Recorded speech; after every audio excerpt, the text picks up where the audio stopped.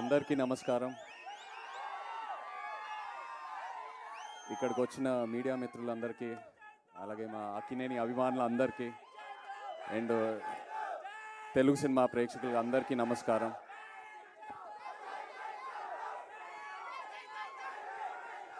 Thank you thank you thank you thank you మరి అంత పెద్ద మాట వద్దు. Thank you. ఇవాళ ఎంతో ఆనందంగా ఉంది నాకు. వృషకర్మ గ్లిమ్స్ లాంచ్ చేసాము. ఈ మూమెంట్ కోసం నేను ఎప్పటి నుంచో ఎదురు చూస్తూ ఉన్నాను. ఎందుకంటే కార్తిక్ అన్నట్టు ఇది నా కెరియర్లో 100% ఇది నా బెస్ట్ సినిమా అవబోతుంది. ఇది ఇప్పుడే కాదు, నేను స్క్రిప్ట్ విన్నప్పుడే నాకు అనిపించింది. నాకు ఒక యాక్టర్గా ఒక కోరిక అలా ఉండిపోయింది. ఒక లార్జ్ స్కేల్ స్పెక్టికల్ ఫిల్మ్, ఒక మిథికల్ లేయర్ ఉన్న సినిమా, ఎంతో విఎఫ్ఎక్స్తో ఉన్న సినిమా, ఇలాంటి ఒక జానర్లో నేను ఒక సినిమా చేయాలని. And Vrushakarma was my answer for that. Thank you so much Karthik. నేను తండేల్ రిలీజ్ అయ్యే ముందే నాకు తెలిసింది ఇలా వృషకర్మ అనే సినిమా కార్తిక్ రాస్తున్నాడని. నేను బాపీనెల్లి రిక్వెస్ట్ చేశాను, కార్తిక్ని కూడా 2-3 సార్లు కలిశాను. ఏదైనా ఆపర్చునిటీ ఉంటే I want to do this movie అని. They said they will come back to me, and కొన్ని రోజుల తర్వాత they came back to me. Thank you so much for that. Thank you for believing in me.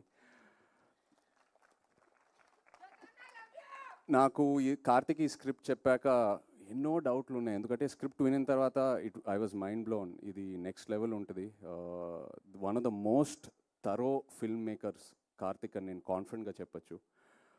So script చదివాక నాకు ఎన్నో question mark. ఇది ఎలా achieve చేస్తాం Karthik? This is such a larger than life film. ఎంతో డిమాండ్ అవుతుంది ఈ సినిమాకి, ఎలా అచీవ్ చేస్తాం అనేది. అండ్ ప్రతి షెడ్యూల్ ముందు ఇక్కడున్న టీం నాకు ఆ ఆన్సర్స్ ఇస్తూ వెళ్తూ ఉన్నారు. ఎక్కడ కాంప్రమైజ్ అవ్వకుండా. మామూలుగా కొన్నిసార్లు ఇది అవ్వదు, మనం చేయలేము, వేరే ఏదైనా రూట్ ఆలోచిస్తూ వెళ్తాము. బట్ ఈ టీం ఎక్కడ కాంప్రమైజ్ అవ్వలేదు.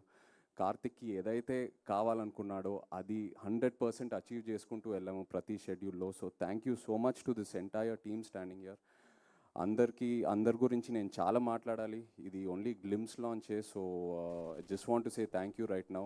బట్ వచ్చే ఫంక్షన్స్లో చాలా మాట్లాడతాను అందరి గురించి. కార్తిక్ గురించి నేను లైఫ్ లాంగ్ మాట్లాడుతూనే ఉంటాను. నాకు అంత ఇచ్చాడు.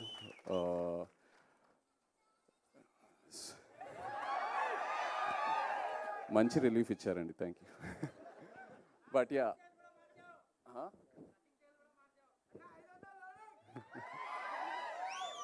మీరు ఎన్ని ఎక్స్పెక్టేషన్లు అయినా పెట్టుకోండి, తప్పకుండా మీరు సాటిస్ఫై అవుతారు.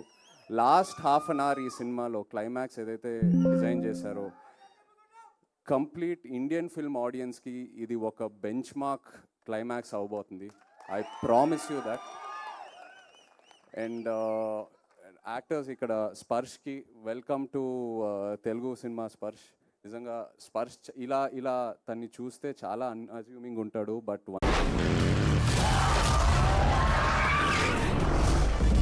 సార్ మీరు ఎప్పుడైనా కొట్టగలరు కదా. వాళ్ళు మీనాక్షి లేదు. Wish you a very happy birthday Meenakshi. We're missing you. Jayaram garu, Satya, ఇలా ఎంతోమంది యాక్టర్స్ ఉన్నారు మన సినిమాలో. Thank you all so much. And everyone else here. Rajeev, thank you for the amazing VFX. రోజు అడిగేవాడిని, రాజీవ్ ఎలా తీసుకొస్తావు అని. ఇవాళ ఒక చిన్న శాంపులే చూపించాడు. ఫైనల్ మూవీలో ఇది జస్ట్ ఒక 10%. ఏదైతే సినిమాలో ఉంది ఇది జస్ట్ ఒక 10%. అలాగే Vijay master, thank you so much అండి. ఎంతో నాకు ఎంకరేజ్మెంట్ ఇచ్చారు రోజు. And Ajaneesh ji, thank you so much. And Nagendra గారు నాతో we have a very lovely journey. ఎంతో డిస్కస్ చేసుకుంటూ వెళ్తాము. నాగేంద్ర గారు నా క్యారెక్టర్ గురించి కూడా ఎంతో ఎంకరేజ్మెంట్ ఇస్తారు. ఈ సినిమాయే కాదు, తండేల్లో కూడా. థ్యాంక్ యూ అండి. Looking forward to doing many more films with. Thank you. Chaitu గారు, ఇవాళ మీనాక్షి గారి బర్త్డే అని మేము మర్చిపోయాను. Thank you. Happy birthday Meenakshi గారు. మిమ్మల్ని స్టేజ్ మీద అయితే మిస్ అవుతున్నాం ఖచ్చితంగా. అండ్ మామూలుగానే నాగ చైతన్య గారు అనగానే దట్ రొమాన్స్ కూడా ఎక్స్పెక్ట్ చేస్తారు కదా. చాలా సస్పెన్స్ ఇవన్నీ ఉన్నాయి, థ్రిల్లింగ్ ఎలిమెంట్స్. ఆ రొమాన్స్ కూడా ఎక్స్పెక్ట్ చేయొచ్చా మేము దీంట్లో? కార్తిక్ ఆయనకి రొమాన్స్ అంటేనే ఎందుకండి మీకు రొమాన్స్కి ఇంత వద్దులేండి. కాదు, ఇందాక మీరు ఆయన పిలిచినప్పుడు నచ్చవలే అని పాట పాడారు. అది లవ్ సాంగ్, అందులో రొమాన్స్ ఉంది. ఈ కథ డిమాండ్ చేయలేదు. అదే చాలా దూరంగా ఉంటుంది. ఈ కథలో చాలా ఎమోషన్స్ అండ్ ఫ్యామిలీ డ్రామా అయితే ఉంది. ఖచ్చితంగా. సో డిఫరెంట్గా చూడబోతున్నాం అనమాట మేము చైతు గారిని. Yes, yes. Thank you so much. And నా క్వశ్చన్సే కాదు, మీడియా క్వశ్చన్స్ కూడా ఉన్నాయి. సో మర్చిపోయాను, happy birthday to Meenakshi. And ఇక్కడికి రాని మా అదర్ హెచ్ఓడీస్ కూడా ఉన్నారు, లైక్ నవీన్, ఎడిటర్ నవీన్.